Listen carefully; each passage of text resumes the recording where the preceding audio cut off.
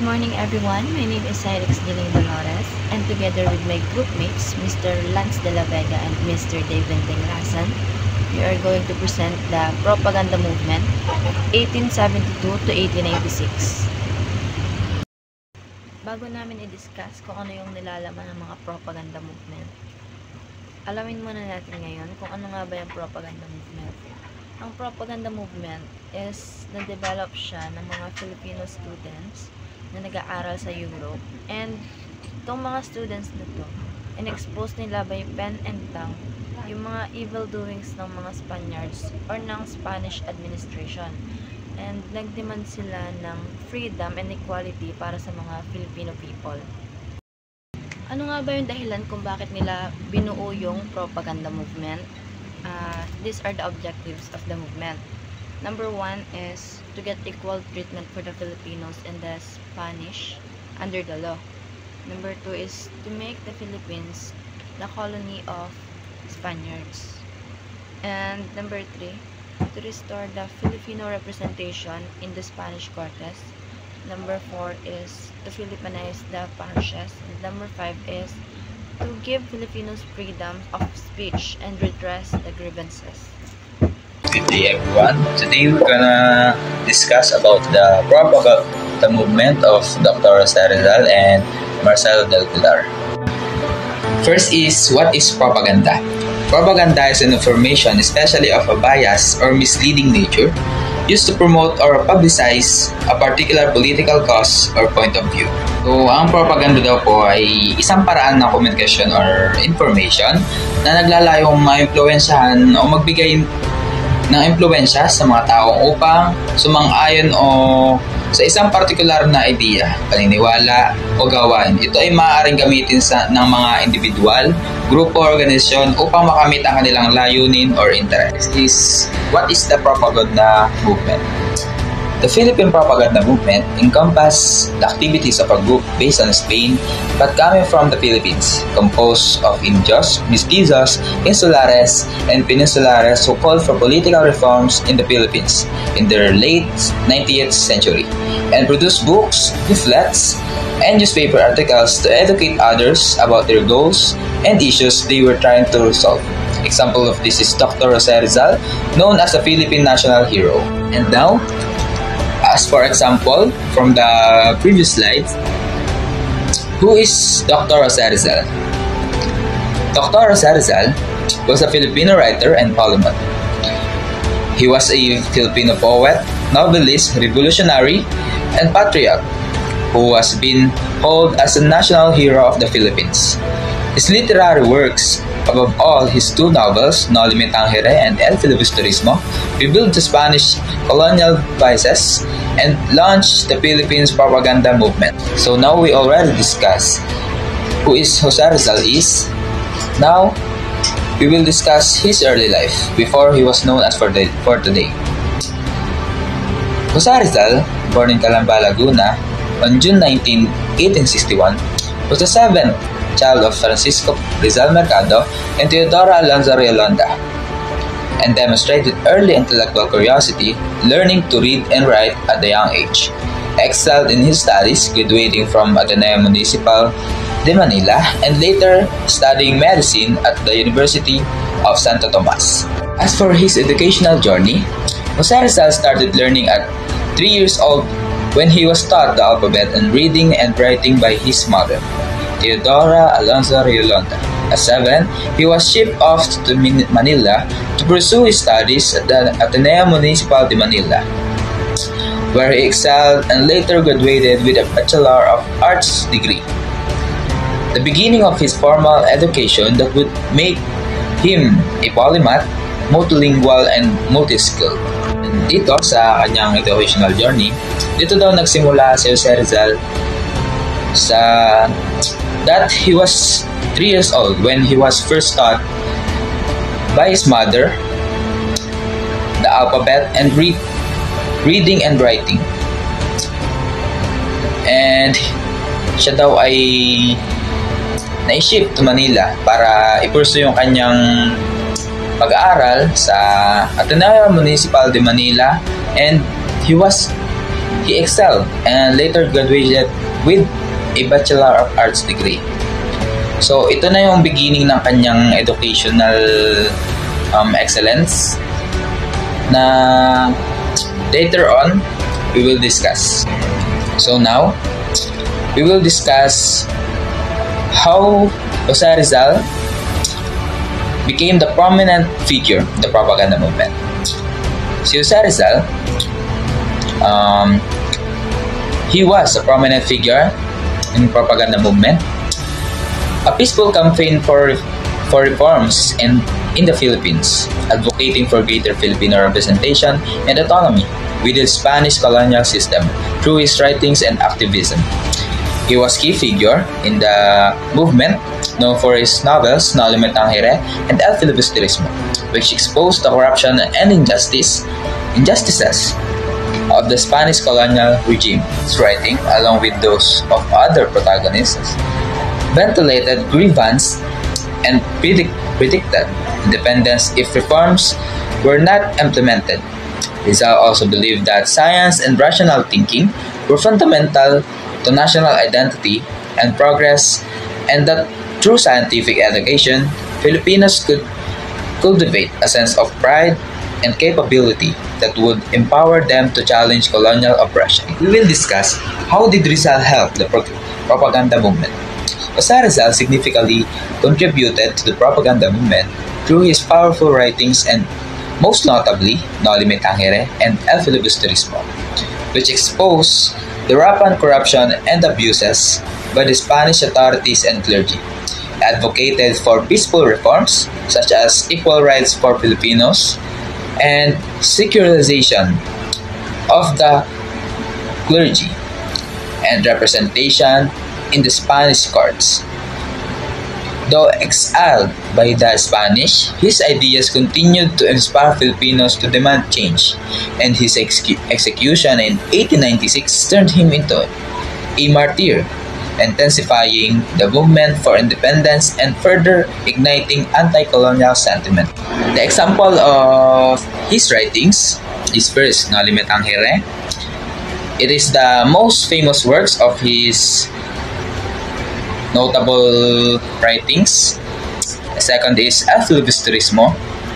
It is the dark sequel, or rather darker theme compared to No Limit Tangere.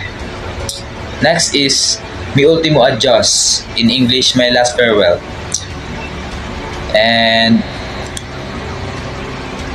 La Indolencia de los Filipinos, in English The Indolence of Filipino, and the essay Rizal analyzes the causes so-called laziness or indolences of Filipinos that question the Spanish use of stereotype to explain their colonial superiority. Ito yung mga writing ni Jose Rizal na nagpabago sa patakaran sa Pilipinas at nagpaiklab pa ng revolusyon ng mga Pilipino. And lastly, we will talk about Jose Rizal's political involvement. A multifaceted intellectual and political activist, Jose Rizal became, through his writings and activities, a national icon of the Philippines anti-colonial fight and was named a national hero. He spoke for reforms within the Spanish colonial regime by campaigning for Filipino to be included in the courts and helped found the Liga Filipina Reformist Society. Thank you for listening to my discussion. I hope you learned something from it, and now I will let Mr. De La Vega discuss who is Marcelo del Pilar and his propaganda movement. Thank you and goodbye.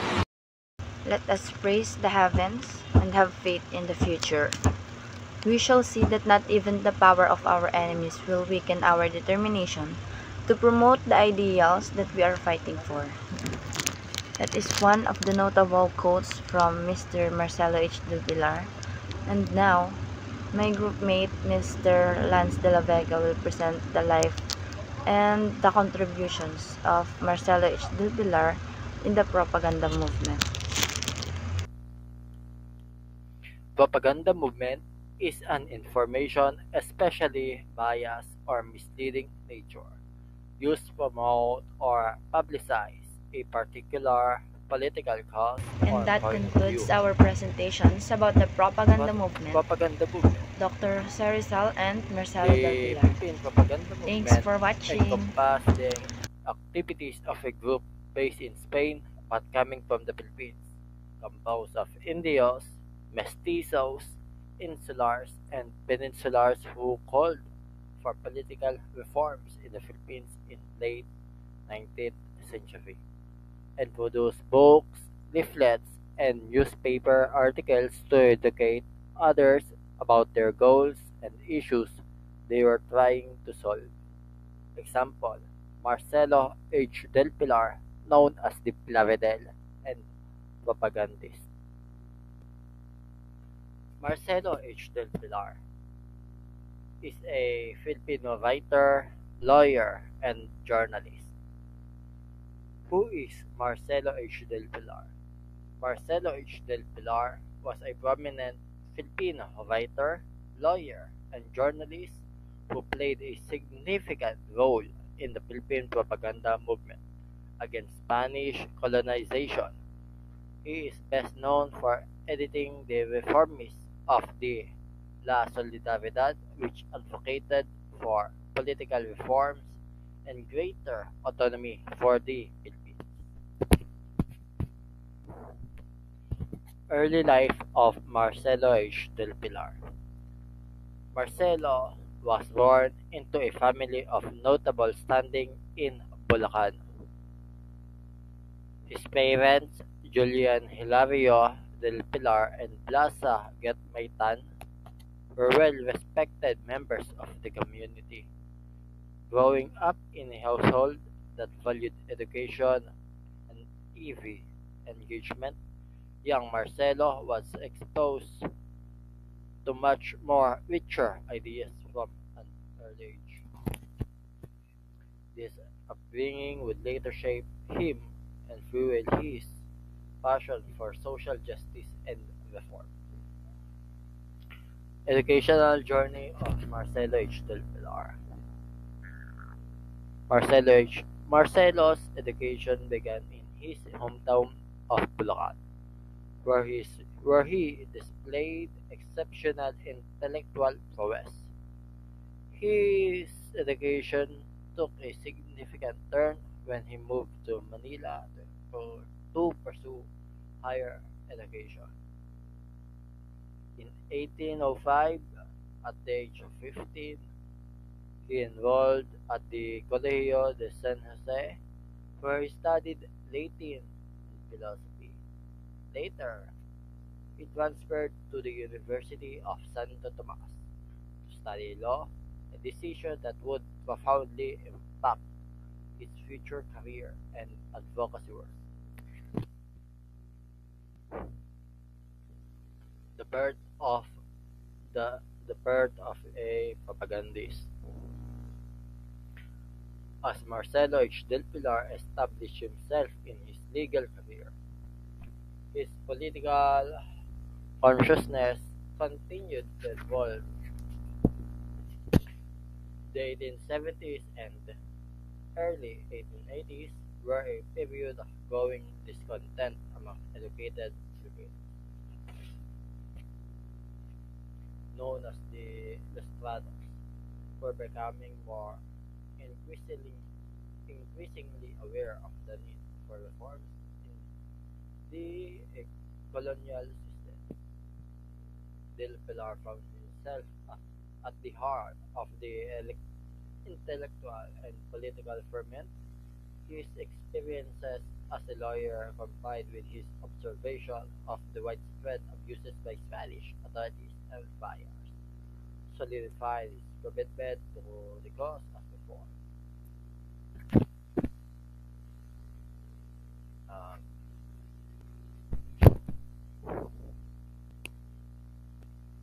Marcelo H. Del Pilar involvement in the Philippine propaganda movement marked a crucial phase in his career as a political activist. The movement, which gained momentum in the 1880s was a collective effort by the Filipino intellectuals to push for reforms in Spanish colonial administration of the Philippines. Del Pilar, along with the other prominent figures such as Jose Rizal, Graciano Lopez, Haina, became key leaders of this movement. How did Marcelo help the propaganda movement? Marcelo is the writer and journalist. Marcelo used his pen to expose the injustices and abuse committed by Spanish authorities and clergy. Editor of La Solidaridad, the publication served as a platform for the Filipino reformists to express their ideas and to call for reforms such as representation of Filipinos in Spanish Cortes. Anti-clerical writings, Del Pilar was vocal in criticizing the power of the Spanish clergy in the Philippines. Uh, many more. The work of Marcelo H. Del Pilar, La Soberania Monacal, a strong critic of the influence and power of the Catholic Church in the Philippines